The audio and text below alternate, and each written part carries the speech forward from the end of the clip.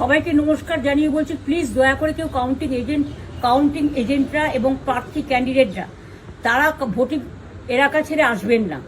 Strong রুমে যেখানে counting হচ্ছে, মানে সেন্টারে, সেখান ছেড়ে কেউ আসবেন না। এটা বিজেপির প্ল্যান। প্রথম 2-3 রাউন্ডে আমি কালকে থেকেই বলছি যে ওদেরগুলো আগে দেখাবে, আমাদেরগুলো পরে দেখাবে। এবং অনেক জায়গায় 2-3 রাউন্ড কাউন্টিং করার পরে প্রায় 100টা জায়গায় কাউন্টিং বন্ধ করে রেখে দিয়েছে। এবং কল্যাণীতে ধরা পড়েছে 7টা মেশিন, যেখানে কোনো মিল নেই। এটা টোটাল ফোর্সফুলি সেন্ট্রাল ফোর্সকে দিয়ে চারিদিকে তৃণমূল কংগ্রেসের উপর অত্যাচার করছে, অফিস ভাঙছে, জোর করে দখল করছে। এসআইআর নামে আপনারা দেখেছেন ভোট লুট করেছে যাতে যে সিটগুলো জিততে পারে।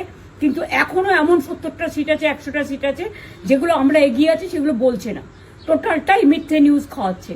আগে ডিআইসিও এই খবরগুলো দিত, কিন্তু তাকে কালকে চেঞ্জ করে দেওয়া হয়েছে। টোটালটাই ইলেকশন কমিশন নিজের ইচ্ছে মতো খেলছে, এবং সাথে কেন্দ্রীয় বাহিনীকে নিয়ে। এবং আমাদের পুলিশরা টোটাল মাথা নত করে কেন্দ্রীয় বাহিনীর আন্ডারে কাজ করছে।